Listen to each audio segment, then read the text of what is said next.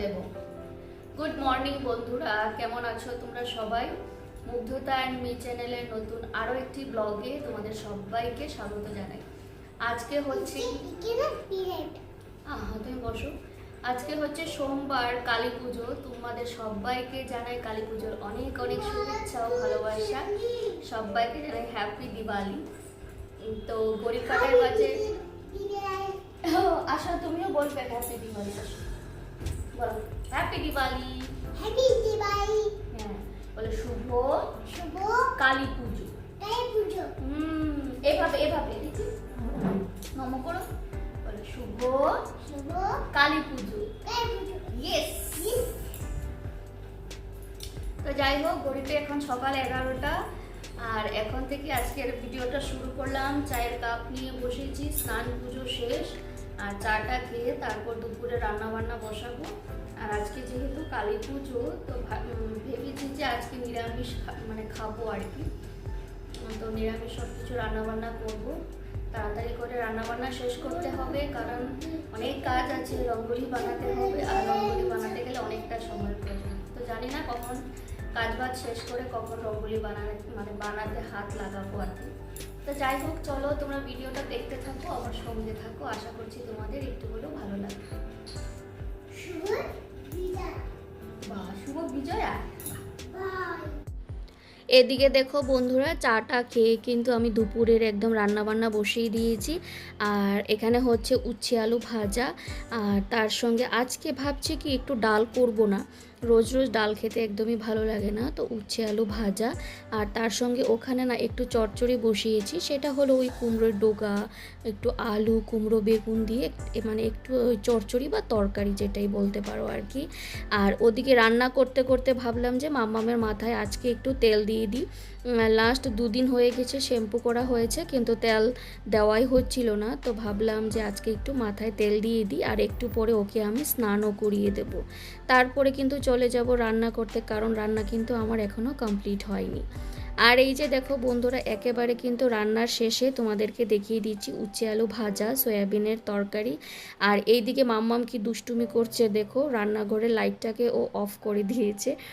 তো যাই হোক, আর এখানে ওই যে কুমড়োর তরকারিটা করলাম, কুমড়োর ডোগা বা কুমড়োর শাক বলতে পারো, আলু কুমড়ো বেগুন দিয়ে। আর আজ তো দীপাবলি, কালী পুজো, একটু তো ঘর দুয়ার তো একটু সাজাতেই হয়। তো দরজার বাইরে এরকম একটা গাঁদা ফুলের মালা হাজব্যান্ড লাগিয়ে দিল। আর এখন কিন্তু বন্ধুরা বিকেল বাজে ঘড়ির কাঁটায় 4টে। আর দুপুরে খাওয়া দাওয়ার পর না আমি একটু রেস্ট নিয়েছিলাম, ধরো ওই 1 ঘন্টা নাগাদ। আর এখন আমি একটু ঘুম থেকে উঠলাম, উঠে ভাবলাম যে চলো রঙ্গোলি দেওয়াটা শুরু করি। আর এই মুহূর্তে কিন্তু মাম্মাম আর ওর পাপা ঘুমোচ্ছে, তো আমি এখন নিশ্চিন্ত হয়ে শান্ত হয়ে আর কি নিরিবিলি অবস্থায় চুপচাপ আমি খুব ভালো করে রঙ্গোলিটা দিতে পারবো। তো ভাবলাম যে চলো শুরু করি। সেই সকাল থেকে ভাবছিলাম যে কখন দেওয়া শুরু করব, কিন্তু ওই যে সংসারের কাজ করতে করতে তো ভাবলাম যে না, এগুলো দিতে তো দেখবে অনেকটাই সময়ের প্রয়োজন। তো ভাবলাম যে সমস্ত কাজ শেষ করে তারপর না হয় বসবো, একদম নিশ্চিন্ত হয়ে বসবো। আর এই যে দেখো বন্ধুরা, দরজার বাইরে কিন্তু আমি সাধারণত কোনো বছরই এভাবে রঙ্গোলি দেই না। তো এবছর আমার মনে হলো না দরজার বাইরেও একটু দেওয়া যাক, তো আমি দেওয়া শুরু করলাম। আর সেভাবে তো আমার এসব রঙ্গোলি দেওয়া হয় না, ওই বছরে একবার। তো তার জন্য না নিজের কোনো আইডিয়া নেই যে সেভাবে যে কি দেব, কিভাবে দেব। তো ওই ফোন দেখে দেখে করতে হচ্ছে আর কি। তো আমি সেটাই করছি। তো আমার এই স্বস্তিক চিহ্নটা দেখতে কেমন হয়েছে অবশ্যই আমাকে জানিও। আর এই তো এখন চলে আসলাম ঘরের মাঝখানটায়, ভাবলাম একটু রঙ্গোলি দিই, তো সেখানেও একটু দেব আর কি। তো আমার কাছে যা যা চুড়ি ছিল সব কিছু আমি নিয়ে এসে বসে পড়লাম। আর ওই তো চুড়ির ভেতরে দিয়ে চুড়ির ভেতরটার মধ্যে আমি ওই রঙগুলোকে দিচ্ছি আর কি। তারপর দেখো আমি কিভাবে কি করতে থাকি, তোমরা আমার সঙ্গে থাকো আর দেখতে থাকো। আর এবছর জানো তো বন্ধুরা, আমি কিন্তু একাই দিচ্ছি। অন্যান্য বছর কি হয়, হাজব্যান্ডের ছুটি থাকে, ও কিন্তু আমাকে এই সব কাজে অনেকটাই হেল্প করে। তো আজকে আমাকে কিন্তু পুরো বাড়ির রঙ্গোলিটা একাই দিতে হচ্ছে। আর আসলে কি বলো তো, এই যে আমি কাজটা করছি আমার খুবই খারাপ লাগছে, কারণ আমার হাজব্যান্ড কিন্তু এই সমস্ত কাজে খুবই উৎসাহী। মানে ও খুব খুশি হয়ে, খুব আনন্দ হয়ে কিন্তু এইসব কাজগুলো করে। আর যেহেতু ওর অফিস আছে, অফিস যেতে হবে, তো এখন একটু রেস্ট নিচ্ছে আর কি, ঘুমোচ্ছে। আর আমি একা একা বসে বসে এইসব কাজগুলো করছি। যদিও মানে কিছু করার নেই, এগুলো তো করতেই হবে, বছরে একবার দিওয়ালি আসে, তো ঘর দুয়ার তো এসব মানে একটু তো সাজাতেই হয়, যত তোমার মনের ইচ্ছে না থাকুক, তাই না বলো? গুড ইভিনিং বন্ধুরা, ঘড়িতে বাজে এখন সন্ধে 7টা।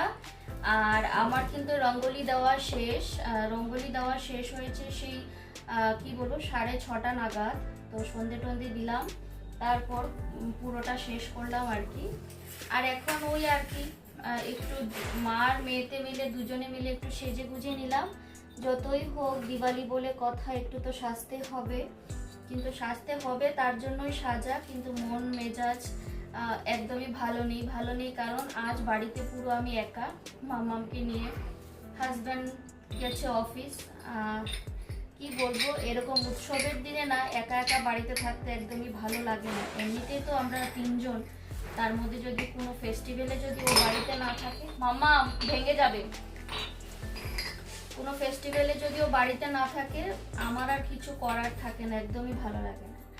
কিন্তু চেষ্টা করেছিল ছুটির জন্য, কিন্তু ছুটি হয়নি, ছুটি দেয়নি ওকে।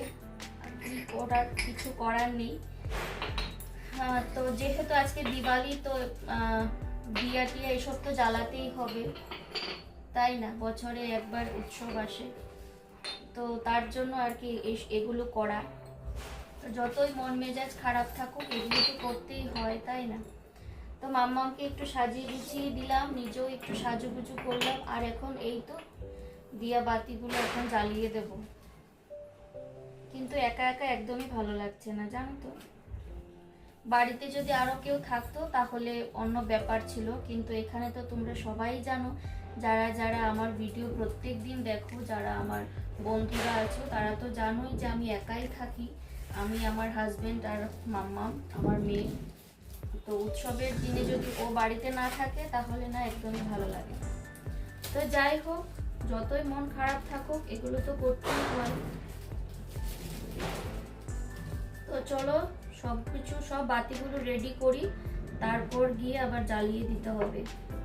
ও যদি বাড়িতে থাকতো তাহলে এই কাজগুলো কিন্তু ওই করতো। আর এই তো বন্ধুরা, মাম্মামকে নিয়ে আমি একা একা এই যে প্রদীপগুলো জ্বালিয়ে নিচ্ছি। আর মাম্মাম একদম চুপচাপ শান্ত হয়ে বসে আছে। তার একটাই কারণ, যেহেতু সাজুগুজু করেছে, তো তার জন্য চুপচাপ একদম বসে আছে।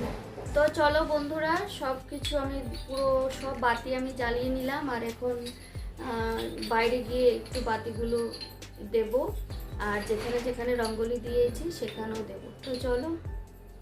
আর মাম্মাম তো কি বলবো, প্রচুর ব্যস্ত একদম।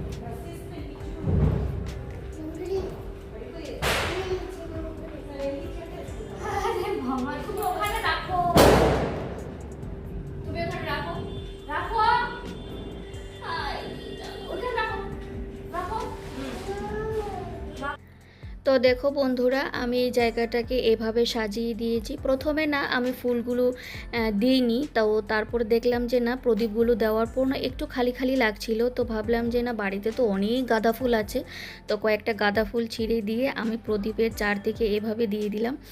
আর তো এখন একটু ভরা ভরা লাগছে আর কি। আর এখন চলে আসলাম এইখানে, এই যে জায়গাটাতে আমি রঙ্গোলি বানিয়েছি, তো সেখানেও প্রদীপগুলো জ্বালিয়ে দিলাম। আর মামামকে দেখতে পারছো, ও বেচারি একা একা কী করবে। তো আমার সঙ্গে আমি যেখানে যাচ্ছি আমার সঙ্গে গিয়ে গিয়ে ও না আমাকে প্রত্যেকটা কাজে হেল্প করছে। আমি যখনই বলছি মাম্মাম আমাকে দেশলাই কাঠি এনে দাও, সেটা এনে দিচ্ছে। মাম্মাম আমি যে প্রদীপটা জ্বালাবো তেলটা এনে দাও, সেটা এনে দিচ্ছে। প্রদীপগুলো মানে এখান থেকে ওখানে নিয়ে দিচ্ছে। ইভেন আমাকে ওই ফোনের স্ট্যান্ড সব কিছু কিন্তু আমাকে নিয়ে নিয়ে দিচ্ছে। মেয়ে কিন্তু আজকাল আমার অনেক কাজের হয়ে গেছে। তো এটা কিন্তু আমি ঠাকুর ঘরে আমি এই রঙ্গোলিটা বানিয়েছিলাম, সেটা আর তোমাদের সঙ্গে আমি শেয়ার করিনি।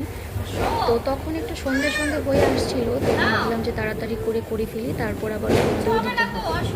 কিছু হবে কি হবে? আসো। হ্যাপি দিওয়ালি মামা। মামা আসো। নাও।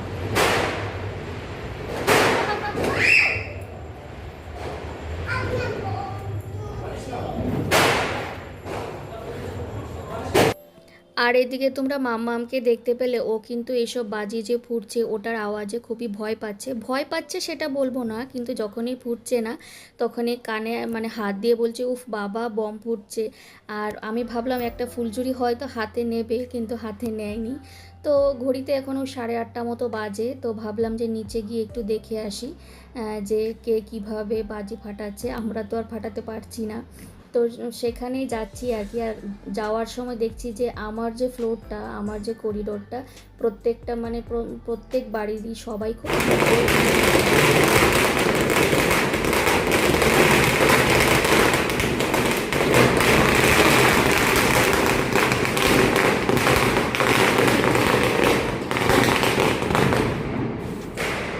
তো চলো বন্ধুরা, আজকের এই দিওয়ালির ব্লগটা আমি এখানেই শেষ করলাম। তোমাদের কেমন লাগলো আমাকে জানিও কমেন্টসের মাধ্যমে। ভালো লাগলে একটা লাইক করে দিও। সবাইকে